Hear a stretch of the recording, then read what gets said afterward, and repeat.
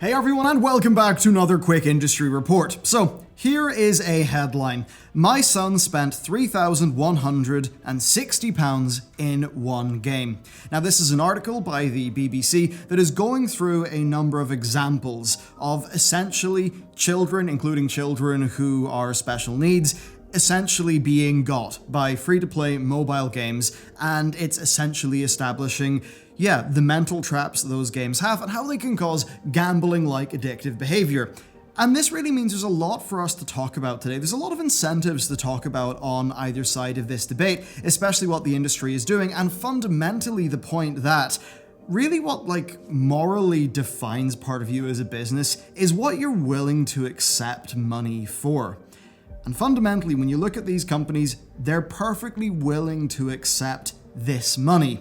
Now, I'm going to slightly dip into what you could see as a bit of a shill-like thing for a second, but then you're going to see that kind of flip around back on the free-to-play practices. So I think this is going to be a fairly interesting video. Now, going through this article, it really is all just the same old story of different examples, people writing in, talking about their experiences. Basketball game cost our family £2,000. Our son spent £700 on Clash of Clans. Our daughter installed the same game 3 times and spent over £100.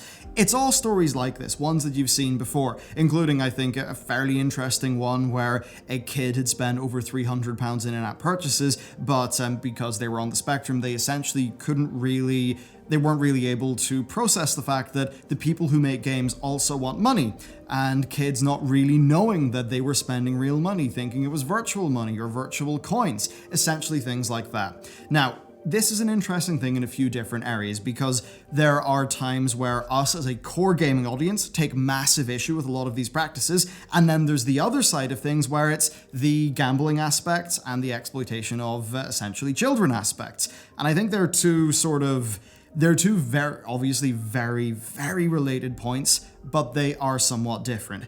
This is like a genuine concern over essentially abusive practices happening, and then the other side of things is our games, our video is getting worse and we're not really happy about that. Now, it is worth noting that of the examples of different games here, some of them are different. So there's this one, my boy spent almost £1,000 on Fortnite.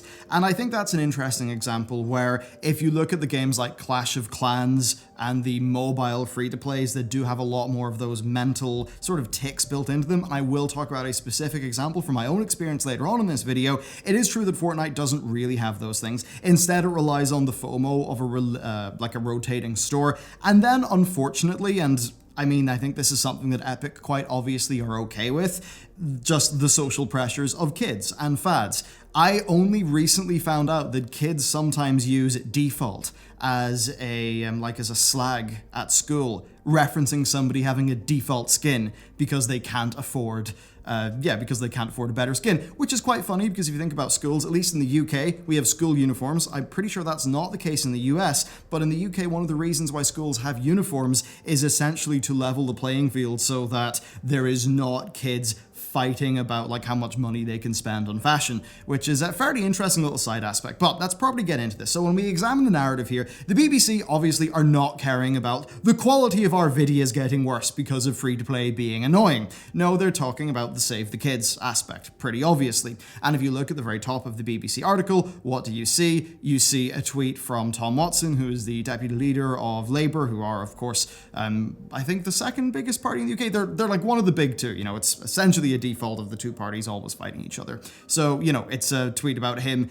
talking about essentially what's going on and calling, of course, for tighter regulations. Now, those tighter regulations, you will, of course, remember the video we recently did where Margot James was in front of the parliamentary committee regarding that. I'll talk a little bit about that later, where, the regulation of things like this could be good, but that same regulatory committee was also talking about China-style limits on playtime based on age, which I also would have a problem with. But anyway, the BBC are clearly going for that angle. And you could say to this, that this is the BBC choosing the worst of the worst, that it is them nitpicking and trying to find the worst examples to paint the games industry as bad as they can because it's old media and they don't like games, and this is an unfair portrayal of the average game user's experience. And I think if this is trying to be sold as an average gamer's experience, it is an unfair portrayal. Now, this is the bit where it might sound like I'm sort of being a bit of a shill for these companies. But there's actually a point here. There's a point where I've specifically brought up this cherry-picking angle and how it looks like, oh, these people, these journalists writing the articles are cherry-picking this to get at games. But here's the thing. Yeah, these are edge cases. These are not the norm. These are not 95% of the people playing these games. And that's actually the business model of the companies doing free-to-play. It's called whaling. In the same way that this article is really zingy because it is getting very specific extreme examples, well, the entire business model of free-to-play, predicated on maybe 1% of your users being whales, maybe less than that, and spending enough money to make up for everybody else, that's literally the stated business model of these games. So I think it's quite interesting because you could say, oh yeah, this is just an article being unfair to the games, isn't the average experience, but then you've got to remember, oh hang on, that game's business model is relying on those edge case examples pretty much, because turns out, statistically speaking, with a lot of these mobile free-to-play games where you maybe have a 3%, 4% conversion rate, if you're paying for the game, you're actually an edge case. And I think that's a very interesting and relevant point when we're talking about this coverage. And it does sort of show you that the business model is quite exploitative. It pretty much is targeted at the people who are going to be the most preyed on by the things that those games do. And of course, many people will, of course, remember the recent Jim Sterling Jimquisition episode that was going through a talk by a game dev, a sort of a more business-oriented conference, and him talking about the psychological tricks. He sort of said, you know, we're leaving morality at the door. And I mean, yeah, that stuff's pretty darn transparent, isn't it? So yeah, essentially my point here is that yes, this article is the more extreme of the more extreme examples, but it is also the case that the entire business model of these games essentially is akin to casting a really, really wide net in the ocean, but having that net actually have really, really big gaps in it. So you're only getting the whales. And, you know, because your net's like really spread out, you can trawl your way through the whole ocean at once to get all of those whales because they're the really juicy catches. And you're just not that concerned with going with the small fish. And that's pretty much what they are doing. And that is, I mean, is a part of why they call it whaling, isn't it? Now, let's move on, because as we go to I believe the bottom of this article, yeah, we see like Google telling the BBC that it does advise parents to use its Family Link tool. And when you go through this article and you know, it's pretty clear that in some cases the parents are not really aware of how the mechanics of the parental controls work. And this is a really, really important thing, because if a parent is being smart, there pretty much is no way a child's going to be able to get around that stuff. But the thing is, obviously, they're not. Obviously, parents are generally not able to leverage the tools that they have at their disposal to prevent these things from happening, because these things are obviously not in the parents' best interests. And that's why we have to talk about business morals, because sometimes, yeah, you can be right on a technicality, but you still, I mean, you could be right on a technicality and then be purposefully essentially not really paying attention to what is actually happening or not acknowledging what is actually happening. So it's all about pragmatism. So this is why we need to talk about business morals. And it's what I said really towards the start of this video. It's about what you are willing to accept from your customer and the value that you are willing to give them in return. If a company is prepared to take $3,500 for, I think it's like it was a puzzle matching game. If a company is prepared to take $3,500 from a customer, do they really believe they're providing $3,500 in value? When we talk about, you know, markets being good and all of that, it generally, the idea is that, oh, customers are opting in, you know, they're selecting a certain product because that product is at a reasonable price and it's giving them value. And then competition means products continually get better, deliver better value, customers support them. But in this case, it's clearly quite different. And the whole whaling-based business model, it essentially is not at all predicated on delivering a good experience for your customers. And this is where I'm going to bring in a game that I've been sort of playing for research purposes to get more experience with mobile free-to-play, and also because I kind of enjoy Bejeweled. So there's this game, Dragon's Titan Uprising, I think. It's actually quite well rated in the app stores. But here's my thing. I like the Bejeweled gameplay, and I think the idea of a Bejeweled-based combat system, but where you're like, in this game, you sort of like power up your dragons and they've got different abilities and you like select the enemy dragons. It's actually it's a nice little core game loop. But the thing is, it's completely ruined by the rest of the game and how it's conceived. So yeah, I've been sort of playing that for the reasons of just learning a bit more about mobile free-to-play and also just like the format of the game. And seeing how much it's ruined by mobile free-to-play, and then frankly, I'd be really interested in game jamming a Bejeweled deck builder roguelite sort of thing. So that's a sort of a side point, but the point is, when I was playing this game, they're continually targeting points of psychological leverage. So they have this mechanic where you like train and upgrade your dragons, and for the more high-tier training things, you need these like scales. So whenever you're in a position where you could need those scales, they present you with a pop-up that says it's a special offer to purchase some of those scales. But when you look at essentially how its economy works, how the gems work, how the microtransactions work, it's purposefully obfuscated, so it's very hard to make a reasonable value judgment on what you would actually be purchasing.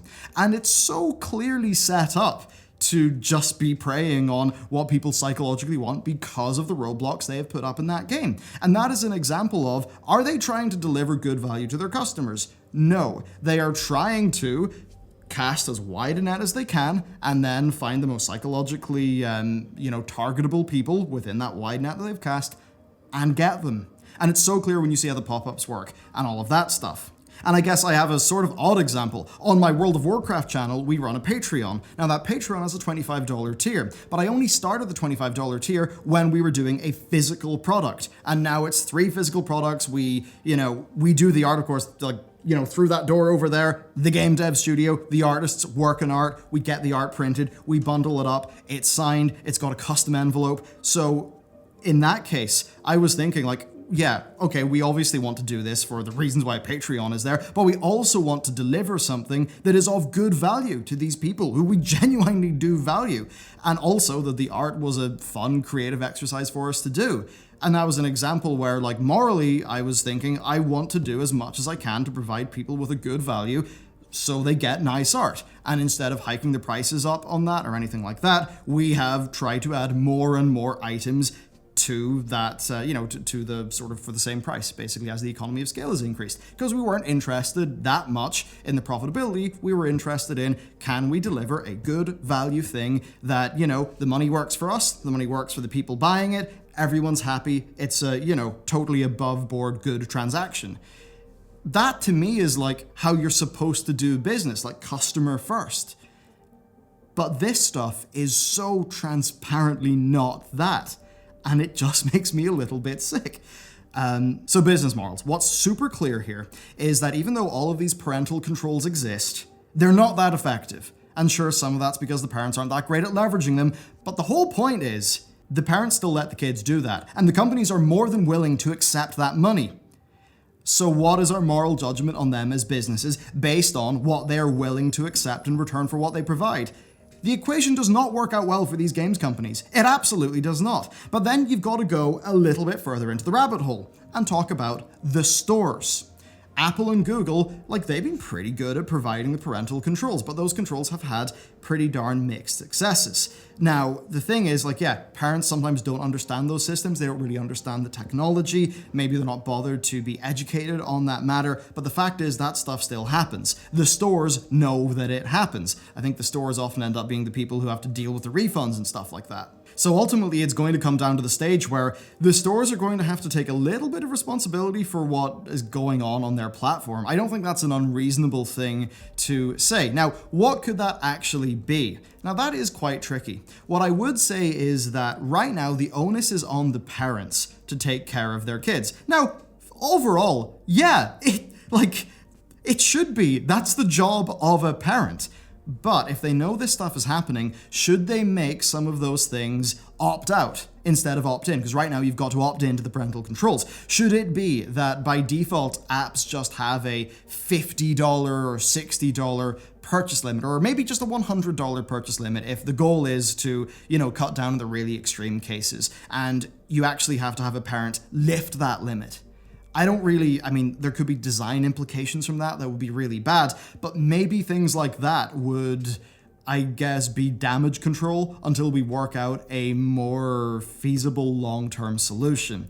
Now, that said, there are some things in the stores that I like Apple have had pretty good parental controls. When I see Apple Arcade, that's a little bit heartening. I have issues, obviously, with subscriptions, but Apple Arcade is basically Apple trying to double down on the premium quality games that don't have those free-to-play elements. And I suppose if Apple end up making that a larger part of their business model, then maybe they'll be less reliant on the free-to-play stuff. But that, I think, could be an overly idealistic view, because obviously that free-to-play stuff on Apple is massive.